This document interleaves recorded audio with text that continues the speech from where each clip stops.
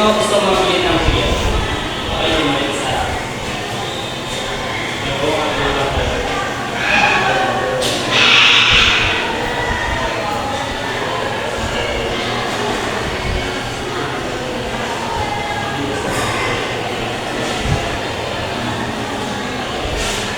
Okay, good morning class. Good morning, Sir Emilio.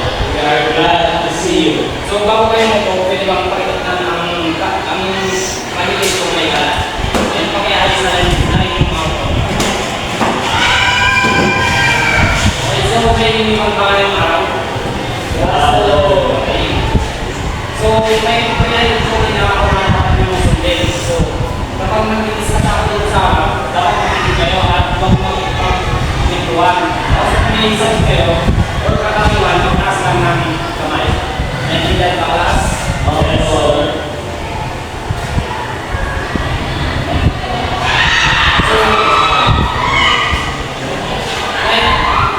naalala niyo pa ba yung lalaki natin na si Steven? yes sir. Patungkol saan, Steven? Tutulong po sa religion sa akin. Okay, magaling. So dahil dyan, may inahanda akong activity. So, atin ko kayo sa ay may dalawang mag-presenta sa harap. So, sino yung dalawa? Okay, email. Okay, ikaw tayo. So, sige ito ay one. Si email. Ay sila ako. Si email. So, may dalawang mag-presenta sa harap.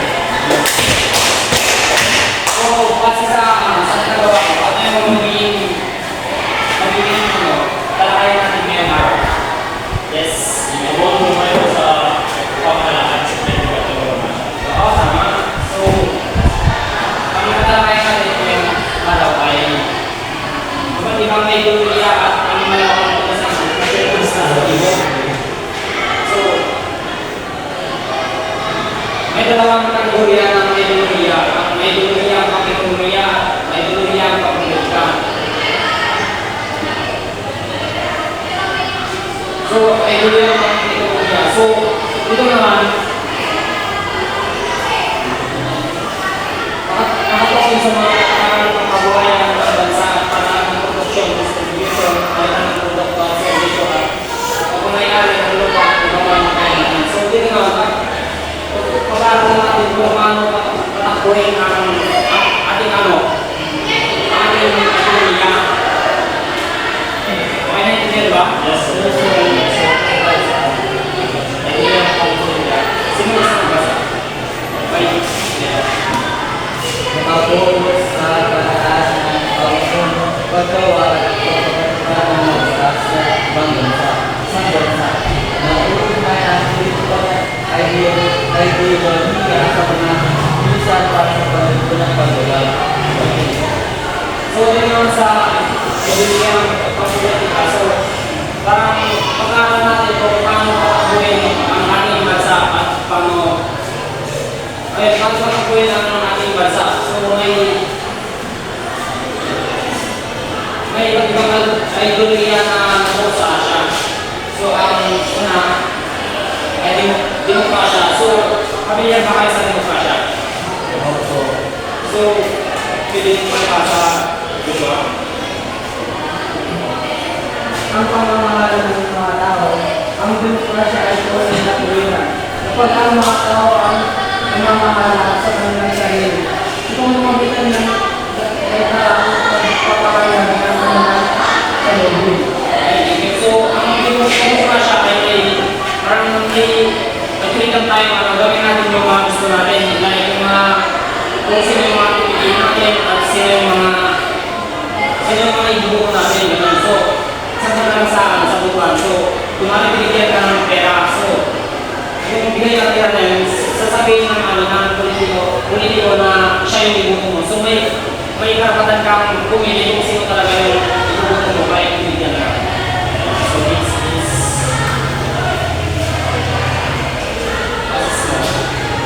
inuunay ang sasismo sa pamamagitan ng mga pagsulok ng Estado na ibatawang magkontrol sa lahat ng aspito ng buhay. Maraming scholar na binibilang ang pasismo na bagay ng buksama ng koalisyon sa kulang mga kanang politika. So, may idea ba kayo sa pasismo? Hindi ba? Okay, So yung basic sa ito is sila yung kumontrol sa lahat ng mga tao sa kanilang pamahalaan. Tama. So, yes, media.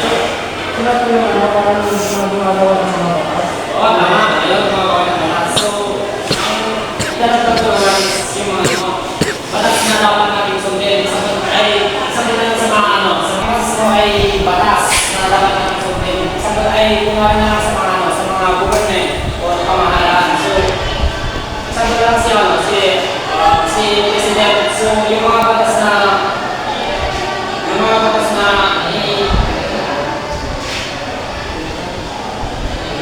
So, yung mga batas na itinatapos niya, Presidente ay dapat natin sundin. So, hindi lang naman para sa atin, kundi para sa ating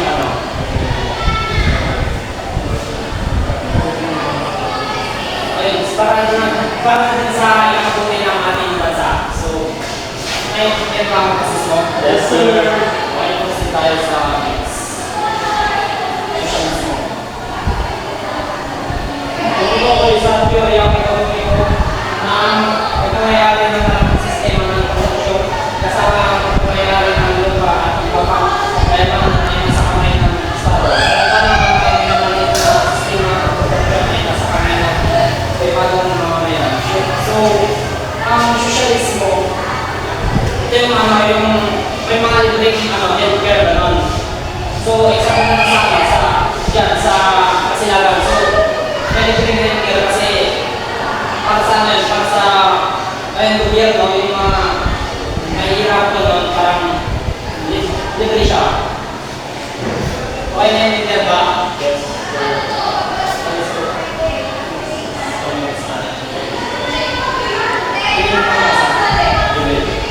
Sa akin na kailangan maniwala sa sistema ng pamamahalaan ng lupa at lupahan. Pero marami na sa akin na mamamayan. Kasi tayo pumayari ng lahat. Ang lahat, mamamayan tayo nakakatawasan ng pagkakas ng dito sa palipunan. Palipunan. Ang pamahalaan ang siya sumawala sa sistema ng ekonomiya. So, ano yung pagkakaintindi mo sa inyo bilang? Na naniniwala sa sistema. So, yung lupa po is may mga lupa is ang mga lahat ng tao para maging bantayan din sa lupa. So, parang sa lugar, parang lahat tayo, may-ari, parang para tayo ng tayo. So,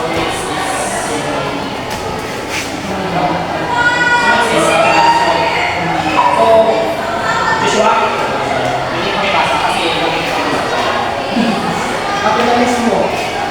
Ang ideolohiya na ang pagmamayari ng sistema ng produksyon, distribusyon at palitan ng produksyon at serbisyo ay nasa kamay ng pribadong individual. Malaking bahagi ng lupa at kayaman ng bansa ay pag-aari ng pribadong mamayan.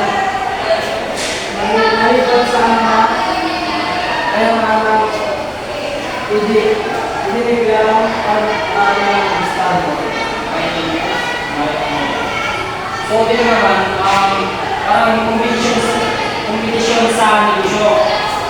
Parang isang ko naman si Joshua. So, may negosyo siyang burger shop, tapos si Jimmy naman burger shop. So, si Joshua is yung burger niya 15 pesos. So, si Jimmy naman,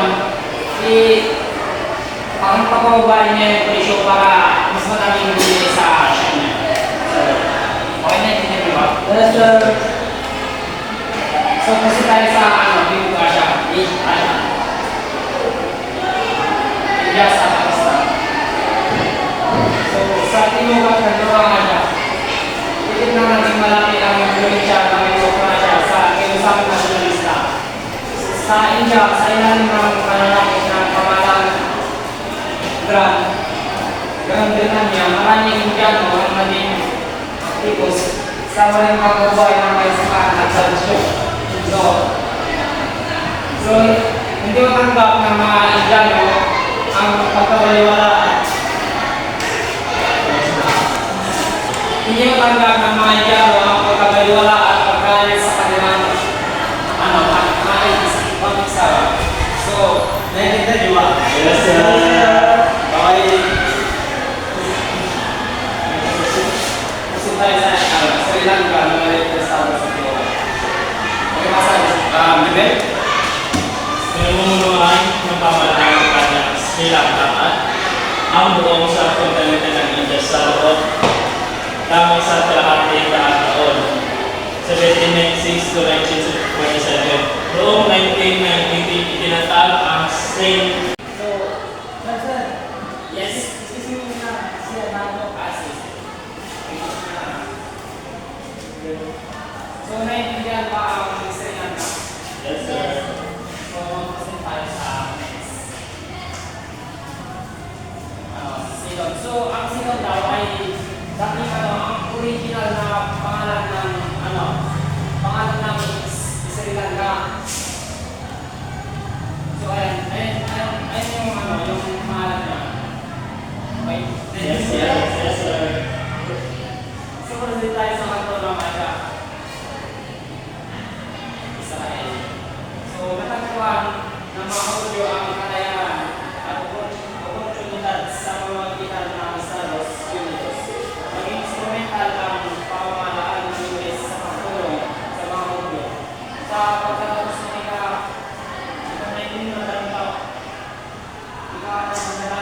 sumibol ang mga pagkilos upang ang mga Hudyo ay makabalik sa kanilang lupain. So, itinatag ang lusang Junismo sa Basil, Switzerland.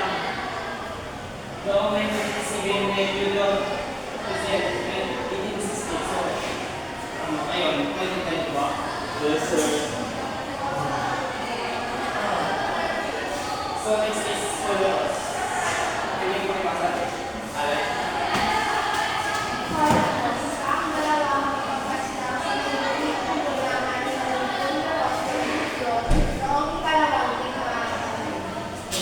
Okay, so ang dalawang sinasanay ko, may gulaman ng yung so, naiintindihan niyo ba yung sinabi niya?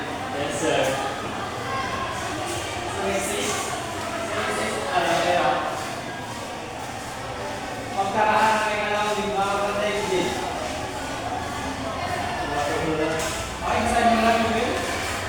Pagkaraan ng dalawang ikman sa daigdig ang Iraq at Palestine ay napasailalim na sa pamamahala ng bansang Britanya dahil sa hindi maayos na pamumuno at kapabayaan ng mga Ottoman.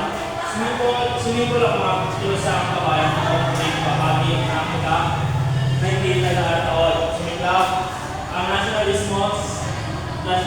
tamang pag-aalsa sa pagdat at nananapat ng mga buong Britanya sa pagkapis sa mga ito upang mahiyak at manikaya na kumaya sa kanila. Kumaya ang pamalang Britanya sa dilim ng mga nationalistang Britanya. Bawat ang ngayon, sumipo na ang mga kasama. Okay, Joshua, may na-intindihan ka ba sa binasa ng Biblia? Kung ano daw sir, sa Iraq, pagka daw ng digmaan is, kung may bilang Iraq na, Palestine,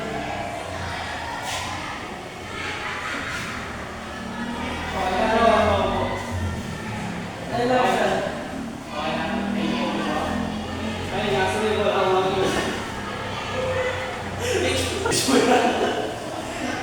okay na yung dinner ba, class? Yes, sir. Tayo sa next.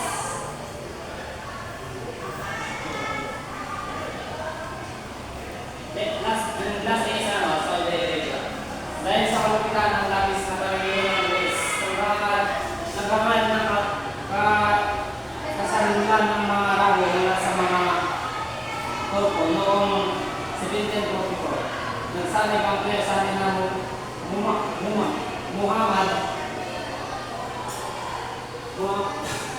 isang binunong Arab at Muhammad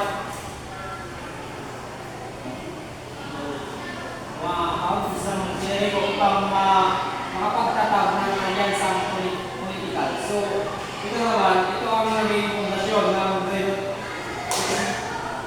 Kristiyano Mundo ngayon sa Saudi Arabia. So, okay. May idea ba kayo? Ikaw, Joshua?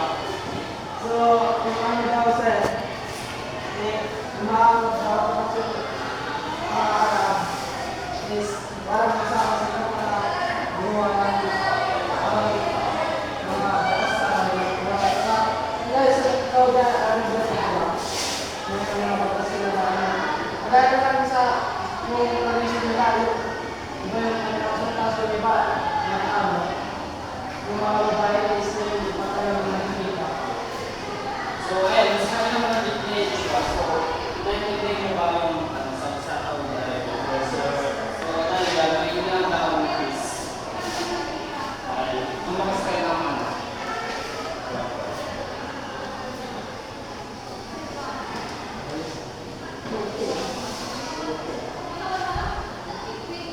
Pag-isa ko na lang sa akin. Ilan ba yung nakasunod sa television ba? Yes. Sa lugar. Ay, hindi ko. Hindi talaga yun. So, wala. Yes, sir. Sir, yes, sir. So, Ilan ang sabi sa next slide. Okay. Next slide.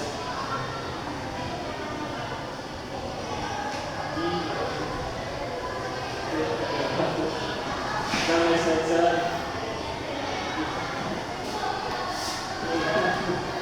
Okay na talaga ba? Yes, sir. So, ayun lang yung yung nalakay natin. So, naiintindihan ko ba yung sinalakay natin ngayon para? Yes, sir. Okay, so,